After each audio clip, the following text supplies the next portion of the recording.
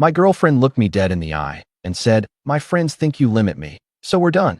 And I just stared at her for maybe 3 seconds before I replied, "Cool, then go join them." And the silence that followed was so thick you could cut it with a knife, because her entire friend group was sitting right there at the table watching this unfold like it was some kind of reality TV finale they'd been waiting for. The way their faces changed from smug confidence to complete shock told me everything I needed to know about who had really been running our relationship for the past 6 months. I'm a cybersecurity analyst, which means I spend my days looking at patterns, identifying threats, and solving problems with logic instead of emotion. And that's exactly what got me labeled as emotionally unavailable by people who had never actually bothered to know me.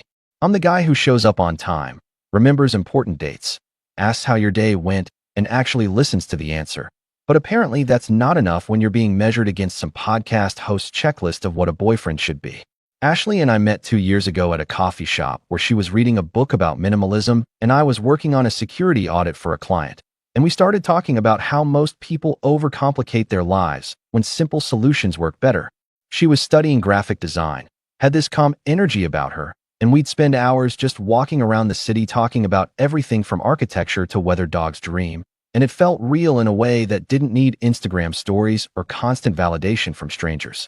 Our first year together was genuinely good because we communicated like adults. We had our own lives, but made time for each other.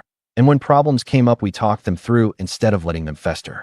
She moved into my apartment after about 8 months, and it was smooth. We split chores based on who was better at what. We cooked together on weekends. And we had this running joke about how boring we must seem to other people, because we'd rather stay in and watch documentaries than go clubbing. Then she got the job at Living Your Truth podcast as a production assistant, and everything started shifting in ways I didn't recognize at first. It started with small things like new phrases showing up in her vocabulary, words like toxic patterns and emotional labor, and that doesn't serve me, used in contexts that didn't quite fit our actual situation. I remember the first time she came home and told me we needed to have a conversation about boundaries, and I said, "Okay, what's wrong?" And she pulled out her phone and started reading from notes she'd taken during a podcast recording about relationship red flags. I listened to the whole thing and then asked her which of those red flags she'd actually seen in our relationship, and she got quiet and said she was just trying to be proactive. Looking back, that should have been my first real warning sign, but I figured she was just excited about the job and trying to apply what she was learning. The podcast itself was run by this woman named Vanessa, who had built an entire brand around helping women identify manipulation and stand up for themselves, which sounds great on paper until you realize the show's formula was basically taking normal relationship friction and repackaging it as abuse.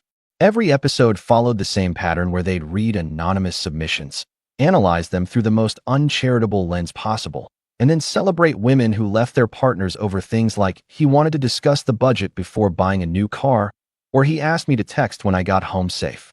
Their audience ate it up because the show made them feel empowered for seeing red flags everywhere.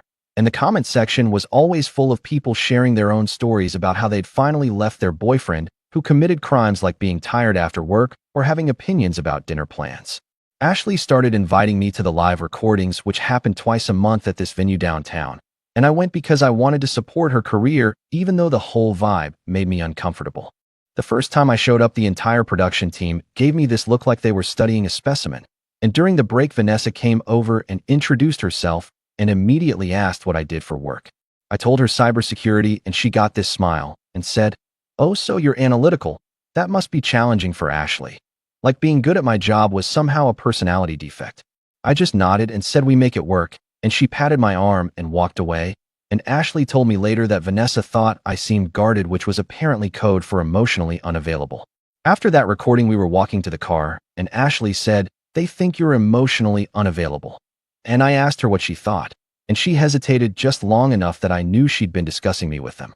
She eventually said no, she didn't think that, but she could see where they were coming from because I didn't always express my feelings in obvious ways. And I reminded her that I'd literally spent 4 hours the previous week helping her redesign her portfolio website and listening to her stress about a difficult client. But apparently that didn't count as emotional availability in their framework. The dynamic started changing fast after that because suddenly every normal interaction we had was being filtered through this lens of whether it constituted a red flag or healthy behavior. I'd suggest we stay in on Friday because I had an early morning security patch to deploy, and she'd accuse me of isolating her from friends. I'd ask if she wanted to talk about why she seemed stressed, and she'd say I was demanding emotional labor. I'd plan a weekend trip to Tahoe because we both loved hiking, and she'd question whether I was trying to control our schedule. Nothing I did was ever just a normal thing a person does anymore. It was all evidence of some deeper pattern that needed to be examined and discussed with her friends who had never even had a real conversation with me. The really crazy part was watching her adopt their speaking style, like she'd come home and use these perfectly constructed therapy speak sentences that sounded nothing like how she used to talk. She'd say things like, "I'm noticing a pattern where you center your own comfort over my needs." When I asked if we could turn down the TV, because I was on a work call, and I'd just stare at her wondering where my girlfriend went and who this person was reading from a script. I tried talking to her about it multiple times, asked if she felt like she was losing herself a bit in this new job, and she'd immediately get defensive and say I was threatened by her growth, like she'd been some incomplete person before and only now was becoming her true self by analyzing our relationship to death with people who decided I was the villain before ever meeting me. The production team started showing up more in our lives too. Like we'd be at a bar, and suddenly Vanessa and two other women from the podcast would appear, and Ashley would light up, and I'd become invisible. They'd talk about recent episodes and share stories about their own relationships, and every single story ended with them realizing their boyfriend was manipulative and leaving. And they'd all congratulate each other like escaping was the only acceptable outcome for any relationship that required actual work. I'd sit there nursing a beer and watching Ashley laugh at their jokes and nod along to their theories, and I could feel her slipping away into this world where I'd already been convicted of crimes I didn't commit. One night about 4 months into her job at the podcast, we were supposed to have dinner together. Just us, something we hadn't done in weeks because she was always either working late or meeting up with the production team. I made reservations at this Italian place she loved and got home early to change. And when she walked in, she immediately said, "Vanessa and the team want to grab drinks tonight. Is it cool if we reschedule?" And I just looked at her and said we'd had these plans for 2 weeks, and she got this expression like I'd asked her to choose between me and her friends. She said, "See, this is what they mean. You make me feel guilty for having a social life." And I told her that wanting to have one dinner together after barely seeing each other wasn't making her feel guilty. It was just basic relationship maintenance, but she was already texting them that she'd be there. I ended up going to the restaurant alone, sat at the table with 2 menus, and ate in silence while the waiter tried very hard to pretend this wasn't depressing. That was the night I realized I wasn't dating Ashley anymore.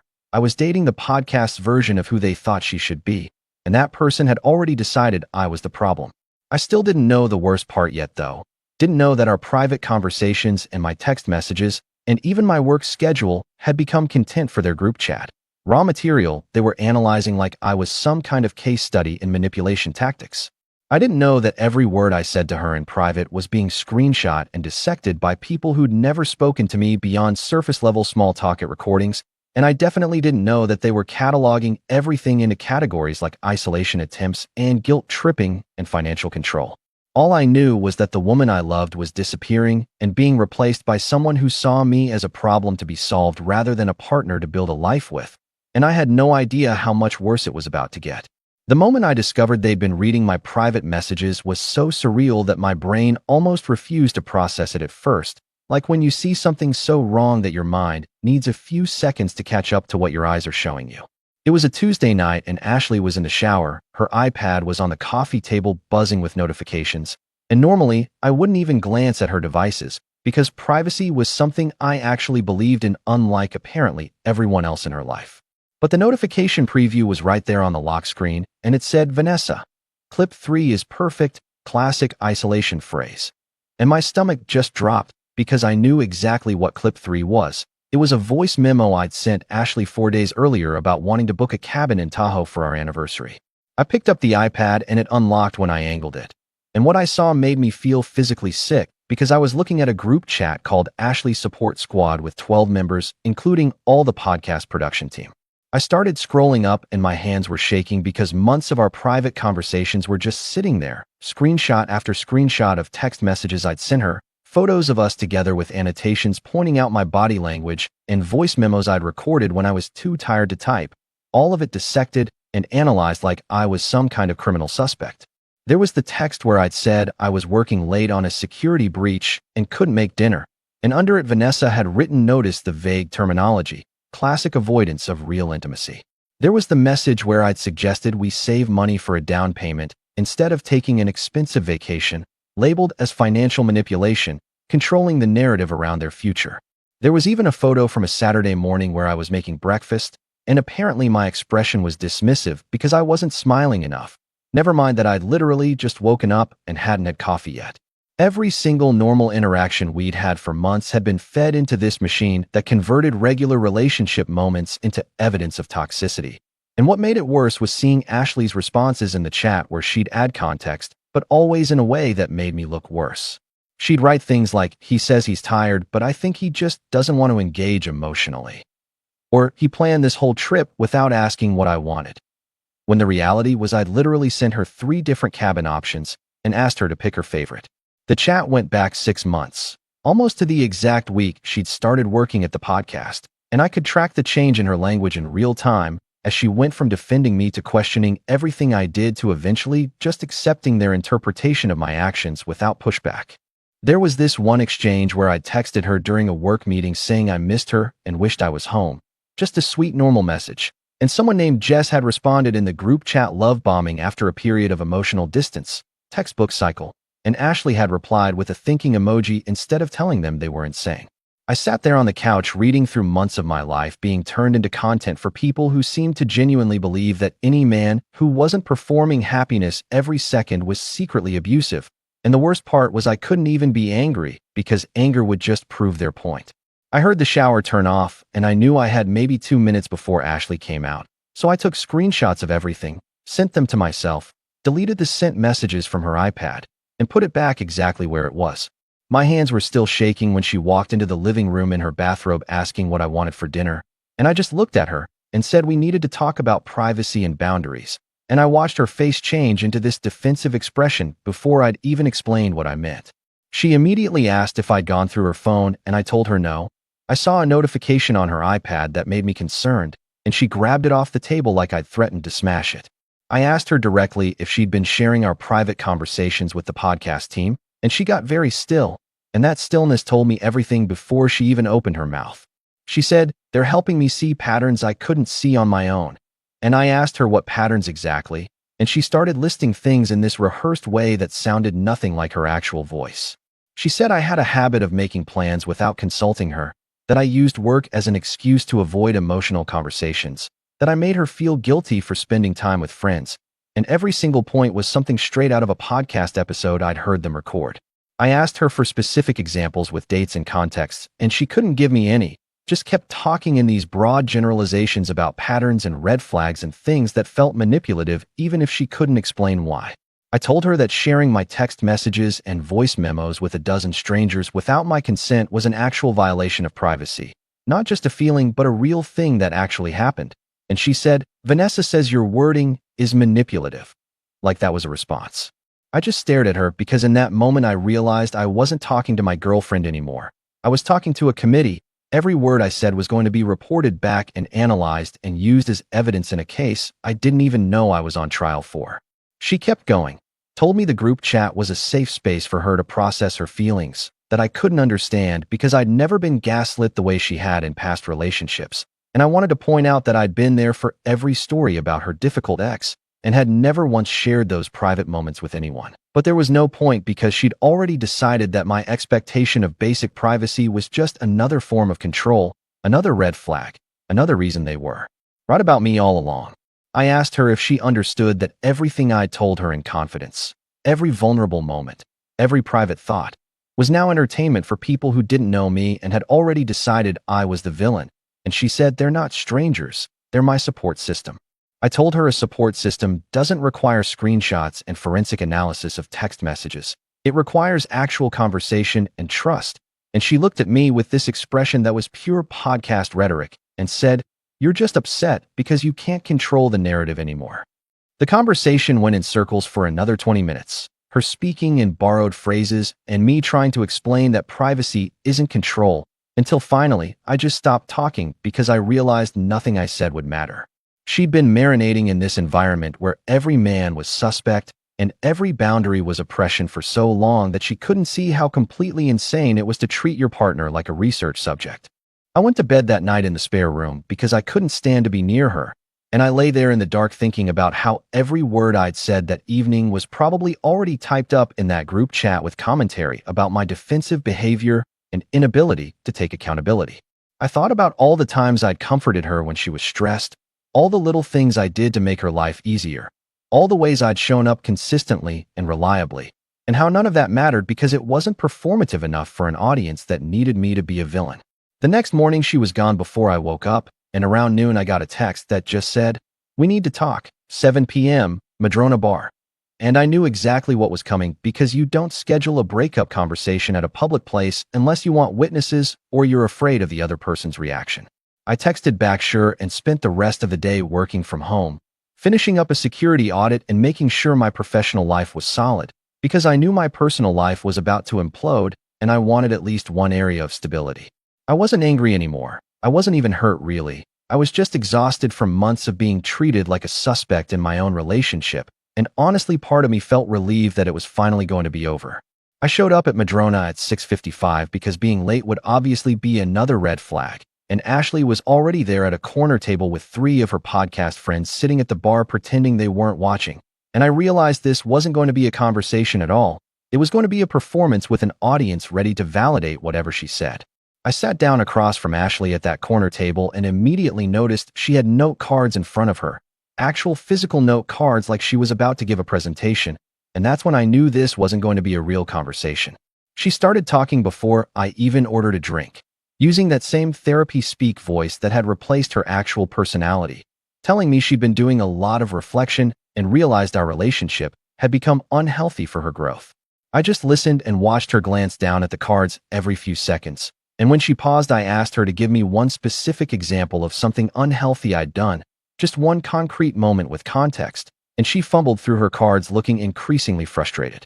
She said things felt wrong and the dynamic was off, and she'd been walking on eggshells. But when I asked when specifically she'd felt that way, she couldn't answer, just kept circling back to feelings and patterns and things Vanessa had helped her identify. I could see her friends at the bar leaning and trying to hear, and I realized they'd probably helped write those note cards. Probably spent hours crafting this script for her to follow. She eventually just said what she'd probably planned to say from the start, the line about her friends thinking I limited her, and I felt this weird calm wash over me, because finally we were getting to the truth. I asked her if her friends' opinions mattered more than her own experience of our relationship, and she said they could see things she couldn't, and that's when I knew there was no relationship left to save. I told her cool, then go join them. And the look on her face was pure shock, like she'd expected me to beg or argue or give her the dramatic scene they'd probably predicted I'd make. Her friends at the bar had gone completely silent, and I could feel them staring. And Ashley just sat there opening and closing her mouth, trying to figure out what to say now that her script hadn't accounted for me, just agreeing. I pulled out my wallet, put down $40 for the drinks neither of us had touched, and told her I hoped she found whatever it was she was looking for. Then I stood up, walked past her friends without even glancing at them, and left the bar feeling lighter than I had in months because the performance was finally over. The next few days were mechanical and efficient because that's how I handle problems. I make a plan and execute it. I packed up all her stuff from my apartment, every piece of clothing and every book and every random item she'd left scattered around over 2 years, and I boxed it all neatly and left it in the building lobby with a text telling her when she could pick it up. I blocked her number, blocked her on every social media platform, blocked her friends, blocked anyone associated with that podcast, and I did it all without anger or drama because I was just done giving them content to analyze. She tried calling from different numbers and I never answered. She sent emails that I deleted without reading, and 3 days after the bar she showed up at my apartment building, but I'd already told the front desk not to let her up. Security called me, and I could hear her in the background saying, "I just want to talk." And I told them to inform her that all her belongings were already collected and we had nothing to discuss. My coworker asked me a week later why I seemed so much more relaxed, and I realized it was because I wasn't being monitored anymore, wasn't second-guessing every word I said or every decision I made, wasn't living in a relationship that had turned into a surveillance state. I started going to the gym again, reconnected with friends I'd been neglecting, picked up a project car I'd been wanting to work on, and just generally remembered what it felt like to exist without someone documenting my every move for an audience of critics. About 2 months after the breakup, my friend sent me a link to a podcast episode titled When You're the Red Flag, and I knew immediately it was about me, even though they didn't use my name. I listened to the whole thing, and it was surreal hearing Ashley describe our relationship as this oppressive situation where I'd controlled her schedule and isolated her from friends and made her question her own reality, none of which had actually happened. They painted me as this master manipulator who'd been so subtle about my tactics that even I didn't know I was doing it. And the comments section was full of people praising Ashley for escaping and calling me every name you can imagine. The thing that bothered me wasn't the lies exactly. It was how many people believed them without question, how ready everyone was to accept that any relationship that ended must have been toxic, and any man who seemed calm must have been hiding something sinister.